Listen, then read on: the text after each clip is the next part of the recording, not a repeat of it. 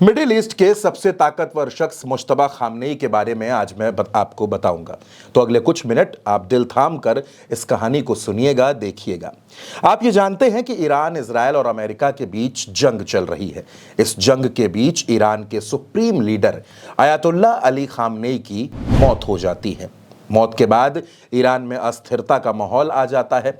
युद्ध लगातार जारी है। ईरान लगातार इजराइल पर हमले कर रहा है और इसी बीच ईरान में यह फैसला लिया जाता है कि अब नए सुप्रीम लीडर मुश्तबा खामनेई होंगे और मुश्तबा खामनेई के बारे में मैं आज आपको बताऊंगा।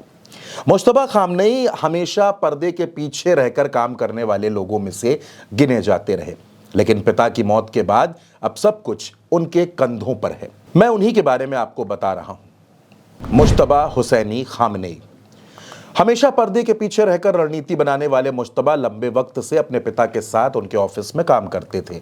IRGC यानी कि इस्लामिक रिवॉल्यूशनरी गार्ड कॉर्प से मुश्तबा के गहरे रिश्ते हैं।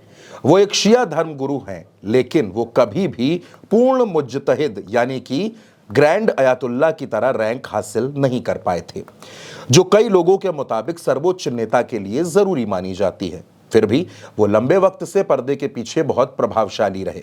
उनके पिता के ऑफिस में वो डिप्टी चीफ ऑफ स्टाफ की हैसियत से काम करते थे, राजनीतिक, सुरक्षा और खुफिया मामलों को संभालते थे। असेंबली ऑफ एक्सपर्ट्स ने उन्हें चुना है। ये 88 सदस्यों वाली एक असेंबली होती है। इस असेंबली के बारे में भी उल्टा चश्मा यूसी ने आपको विस्तार से पहले भी बताया है। मुश्तबा कभी कोई भाषण नहीं देते, न इंटरव्यू देते हैं, न ही सार्वजनिक कार्यक्रमों में नजर आते हैं। युद्ध के हालात अगर न होते तो शायद मुश्तबा खामनेई सुप्रीम लीडर न बनते। अब बात करते हैं मुश्तबा खामनेई के बारे में दोस्तों और बातों पर। मुश्तबा खामनेई अयातुल्लाह अली खामनेई के 4 बेटों में से दूसरे नंबर पर आते हैं।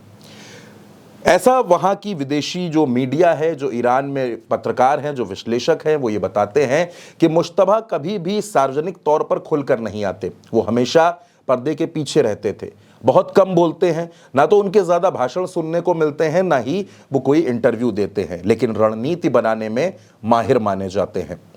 धार्मिक तौर पर बड़े जानकार भी माने जाते हैं। और सबसे बड़ी बात यह है कि जब से खामनेई की मौत हुई है, यानी अली खामनेई जो मुश्तबा के पिता थे, उनकी जब से मौत हुई है तब से मुश्तबा खामनेई ने मोर्चा संभाल लिया है और वो लगातार इस जंग पर नजर बनाए हुए हैं। आप ये जानते हैं कि ईरान और इजराइल का जो युद्ध है, जो अमेरिका से भी चल रहा है, ये तकरीबन 10 दिनों से चल रहा है और इस युद्ध में ईरान, इजराइल और अमेरिका पर लगातार भारी पड़ रहा है।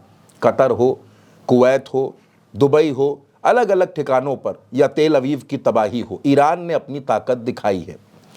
दरअसल दोस्तों, ईरान की पहचान मिसाइल सिटी के तौर पर भी होती है। ईरान के पास ऐसी ऐसी मिसाइल हैं जो एक झटके में बड़ी बड़ी इमारतों को जमींदोज कर सकती हैं। ईरान की ही ताकत है उसने कि कई अमेरिकी बेसिस पर हमला किया है, उनके रडार सिस्टम को तबाह कर दिया है। ट्रंप के लिए आज की तारीख में सबसे बड़ा खतरा मुश्तबा खामनेई बन गए हैं। ट्रंप को ऐसा लगता था, नेतन्याहू को ऐसा लगता था कि उन्होंने अयातुल्लाह अली खामनेई को मार दिया है, अब ईरान टूट जाएगा, ईरान उनके सामने सरेंडर कर देगा, घुटने टेक देगा, लेकिन ऐसा कुछ भी नहीं हुआ।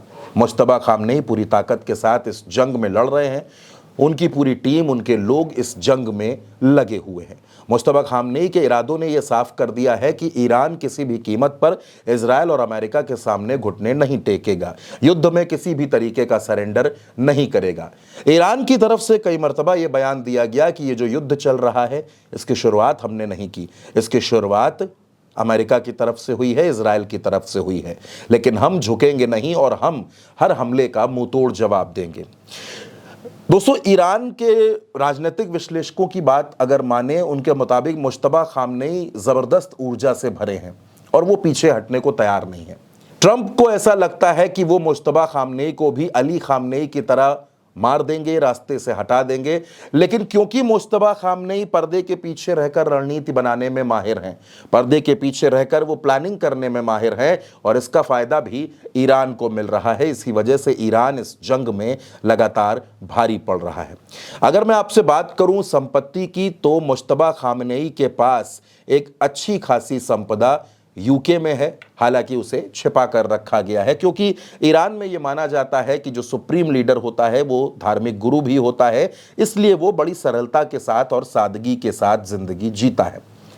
ये जो युद्ध की शुरुआत हुई, इस युद्ध में मुश्तबा ने अपने वालिद अयातुल्लाह अली खामनेई को खो दिया, अपनी वालिदा को खो दिया, अपनी बहनों को खोया, घर के छोटे बच्चों को खोया। यानी इतना बड़ा सदमा मुश्तबा खामनेई अपने अंदर जब्त किए हुए हैं और वो इस जंग में अपने पूरे देश के लिए हौसला बने हैं। पूरी ताकत के साथ वो इस जंग को लड़ रहे हैं। अमेरिका और इजराइल के तमाम हमलों का लगातार ईरान सामना कर रहा है और ये बात भी सही है कि मुंहतोड़ जवाब भी दे रहा है। मुश्तबा खामनेई के कंधों पर फिलहाल कई जिम्मेदारियां हैं। उनको इस युद्ध में भी लगातार अपनी ताकत दिखाते रहना है और उसके बाद, इस युद्ध के बाद अपने देश को फिर से संभालना है, फिर से खड़े होने की कोशिश करना है, जो कि हाल फिलहाल इतना आसान नजर नहीं आता है। लेकिन एक बात साफ है कि ट्रंप हो या फिर नेतन्याहू, दोनों से मोर्चा लेने में मुश्तबा खामनेई कहीं से भी कमज़ोर नहीं है, कहीं से भी वो पीछे नहीं हट रहे हैं। ईरान की मिसाइलें, ईरान की बैलिस्टिक मिसाइल्स, ईरान के ड्रोन अमेरिका और इजराइल दोनों पर लगातार भारी पड़ रहे हैं। नुकसान अगर ईरान का हो रहा है तो नुकसान अमेरिका और इजराइल का भी हो रहा है। मुश्तबा खामनेई की रणनीतियां, मुश्तबा खामनेई की प्लानिंग इतनी अचूक है कि फिलहाल ट्रंप और इजराइल में भी किसी के पास मुश्तबा की कोई काट मौजूद नहीं है। अब अयातुल्लाह अली खामनेई के बाद मुश्तबा खामनेई किस तरह से मुल्क को संभालते हैं और किस तरह इस जंग में और मजबूती के साथ मोर्चा लेते हैं, ये आने वाली तारीखें तय करेंगी दोस्तों। फिलहाल इस जानकारी में, इस खबर में हमारे साथ इतना ही। आप अपनी राय नीचे कमेंट बॉक्स में ज़रूर बताइएगा। उल्टा चश्मा यूसी को सब्सक्राइब कीजिएगा। नमस्कार।